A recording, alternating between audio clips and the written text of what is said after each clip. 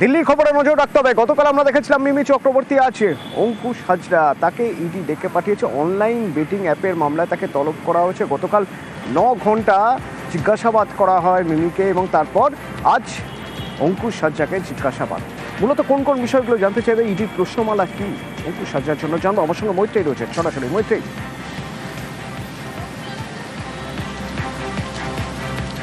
অতটা দেখো, গতকালের মতো আজকেও এই অনলাইন বেটিং অ্যাপ মামলায় তলব করা হয়েছে এবং মিমি এবং অঙ্কুশ এরা দুজনেই একই বিজ্ঞাপনে তাদের দুজনকে দেখা গিয়েছিল এবং সেই পরিপ্রেক্ষিতেই অঙ্কুশ হাজরাকে আজকে তলব এনফোর্সমেন্ট ডিরেক্টরেটের হেডকোয়ার্টারে। সেখানে মূলত যেটা জানার চেষ্টা করা হবে যে অঙ্কুশ হাজরার এই বেটিং অ্যাপের সঙ্গে কিভাবে যোগাযোগ, কার মাধ্যমে যোগাযোগ, কোনো মিড এজেন্ট ছিল কিনা, কোন ধরনের কন্ট্রাক্ট, পেমেন্ট কোথা থেকে হয়েছে, কোনো ক্যাশ পেমেন্ট হয়েছে কিনা বা কারোর মাধ্যমে পেমেন্ট হয়েছে কিনা, নাকি ব্যাংক ট্রান্সফারে পেমেন্ট হয়েছে, এই সমস্ত তথ্য এনফোর্সমেন্ট ডিরেক্টরেটের তরফ থেকে জানতে চাওয়া হবে। মিমি এবং অঙ্কুশের আইনজীবী তার সঙ্গে আমরা আজকে কথা বলেছি। তিনি যেটা জানাচ্ছেন যে এটা একেবারেই যারা এই ধরনের এই বেটিং অ্যাপের সঙ্গে যারা যারা যুক্ত, যারা যারা বিজ্ঞাপন করেছেন, এরকম সমস্ত সেলিব্রিটিদেরকেই ডাকছেন এবং তাদের থেকে তথ্য সংগ্রহ করার চেষ্টা করছেন এনফোর্সমেন্টের ডিরেক্টরেটের আধিকারিকরা। তবে সেখানে কোনো কিছুই খুব সিরিয়াস নয়, তবে তাদের ব্যাংক স্টেটমেন্ট সহ অন্যান্য যে সমস্ত নথি আছে সেই সমস্ত নথি এনফোর্সমেন্ট ডিরেক্টরেট দেখতে চাইছে এবং সেই নথিগুলো তারা দেখাচ্ছেনও। আজকেও আমরা দেখতে পাই যে অঙ্কুশ হাজরা তিনি হাতে বেশ কিছু কাগজপত্র নিয়ে তিনি এনফোর্সমেন্ট ডিরেক্টরেটের সদর দপ্তরে 11টার কিছু পরে তিনি প্রবেশ করেন। অতএব ধন্যবাদ।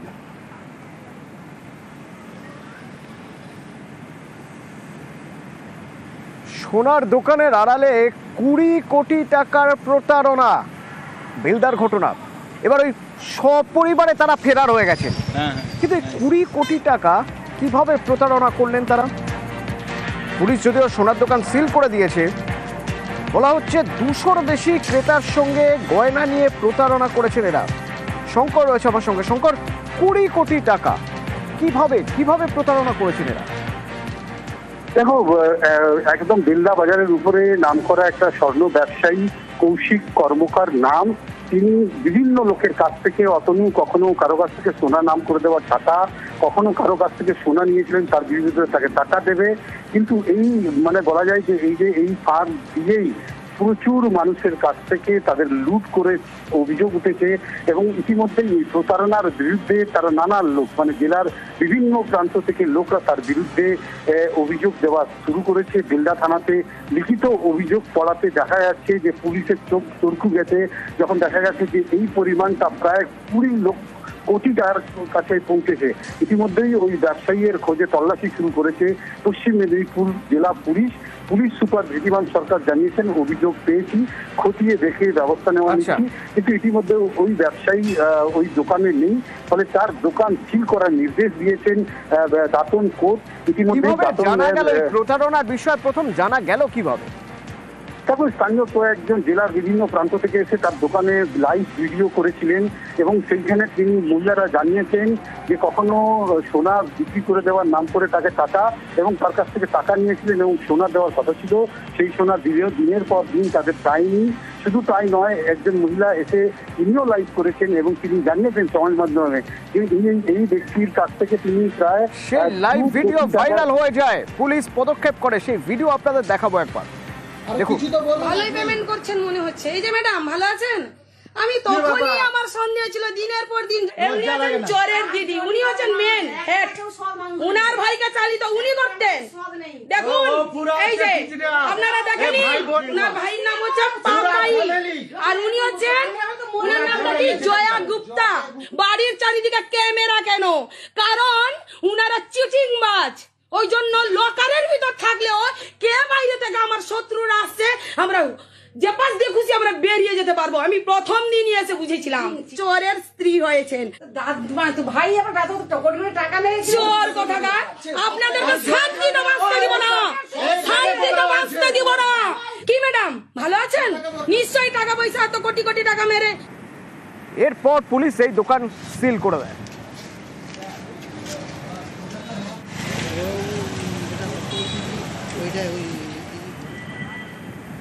ব্যাংশাল কোর্টে চন্দ্রনাথ সিনহা, এর আগে ইডি আদালতে গত 6 সেপ্টেম্বর চন্দ্রনাথ সিনহা তিনি আত্মসমর্পণ করেছিলেন প্রাথমিক নিয়োগে দুর্নীতি মামলায়, এবং আত্মসমর্পণ করেই জামিনে মুক্ত রাজ্যের কারামন্ত্রী চন্দ্রনাথ সিনহা। 10,000 টাকার ব্যক্তিগত বন্ডে জামিন চন্দ্রনাথের।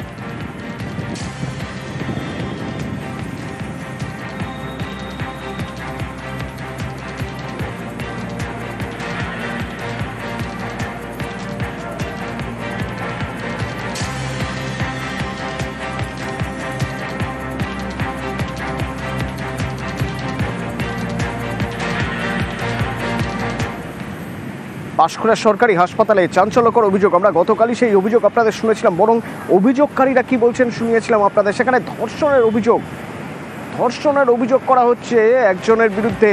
হাসপাতালে স্টোর রুমে ফেসিলিটি ম্যানেজার স্বাস্থ্যকর্মী, অস্থায়ী স্বাস্থ্যকর্মীকে ধর্ষণ করেছেন, এই অভিযোগ উঠেছিল। এবার হাসপাতালে ধর্ষণের অভিযোগে শোকজ করা হলো বেসরকারি নিরাপত্তা সংস্থাকে। আর কাদের কাদের শোকজ করা হলো জানবো। অভিজিৎ রয়েছেন আমার সঙ্গে ফোনে। অভিজিৎ, অতনু, পাঁশকুড়া সুপার স্পেশালিটি হাসপাতালের এই ঘটনা নিয়ে অত্যন্ত কড়া পদক্ষেপ গ্রহণ করছে রাজ্য স্বাস্থ্য দপ্তর। 24 ঘন্টার মধ্যে জেলার মুখ্য স্বাস্থ্য আধিকারিক বা সিএমওইচ এর কাছে শোকজের জবাব দেওয়ার নির্দেশ। অর্থাৎ যে মূল যে বেসরকারি নিরাপত্তা সংস্থা রিলায়েবল সার্ভিস লিমিটেড, তাদেরকে বলা হয়েছে, শোকজ করা হয়েছে, এবং 24 ঘন্টার মধ্যে সেই শোকজের জবাব দেওয়ার নির্দেশ। কিভাবে রবিবার ছুটির দিনে মূল অভিযুক্ত এই ফেসিলিটি ম্যানেজার জাহির আব্বাস খান সে হাসপাতালের স্টোর রুমে ছিল, তার জবাব দিতে হবে। এবং একই সঙ্গে কেন 48 ঘন্টা কেটে গেল এই বেসরকারি নিরাপত্তা সংস্থা তারা স্বতঃপ্রণোদিত হয়ে কোনো রকম অভিযোগ দায়ের করেনি, এই সমস্তটা নিয়ে রিপোর্ট জমা দেওয়ার নির্দেশ। অন্যদিকে পশ্চিম মেদিনীপুর জেলার এই সিএমওইচ বা মুখ্য স্বাস্থ্য আধিকারিকের তরফ থেকে গতকালই রাতে প্রাথমিক তদন্ত রিপোর্ট মুখ বন্ধ খামে জমা পড়েছে সরকারি স্বাস্থ্য ভবনে।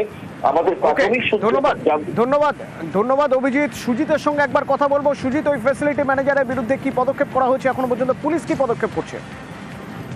পুলিশ ইতিমধ্যেই গ্রেপ্তার গতকাল করার পর আজকে পাঁশকুড়া থেকে তমলুকে অতনু নিয়ে যাওয়ার পর আদালতে তোলা হয়েছে, এবং তাকে পুলিশ তাদের হেফাজতে নিয়ে গোটা বিষয়টি পুঙ্খানুপুঙ্খ জানতে চাইবে, এমনটাই জানিয়েছেন পুলিশ সুপার সৌম্যদীপ ভট্টাচার্য। ইতিমধ্যেই যেটা আজকের আপডেট, ইতিমধ্যেই সুপারকে ঘিরে কিন্তু ক্ষোভ বিক্ষোভ দেখা যাচ্ছে, কারণ হাসপাতালে যে অচলাবস্থা এবং নিরাপত্তাহীনতা এসব জেনেও হাসপাতাল কর্তৃপক্ষ কখনো পদক্ষেপ নেয়নি বা কোনো ব্যবস্থা নেয়নি, এমন অভিযোগ তুলে তারা ক্ষোভ জানাচ্ছেন।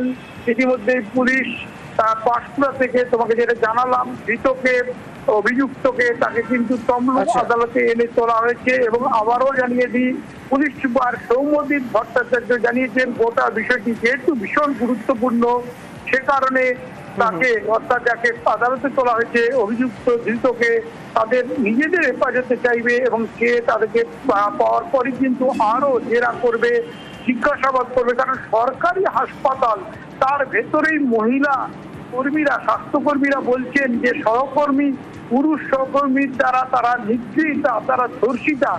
এইরকম মারাত্মক অভিযোগ সামনে আসার পর বিষয়টি নিয়ে রীতিমতো রাজ্য স্বাস্থ্য দপ্তর থেকে বারবার ফোন করা হয়েছে, জেলা স্বাস্থ্য দপ্তর সিএমওইচকে জানানো হয়েছে পদক্ষেপ করছে রাজ্য স্বাস্থ্য দপ্তর। কিছুক্ষণ আগে অভিজিৎ সে কথাই জানানো। ধন্যবাদ সুজিত।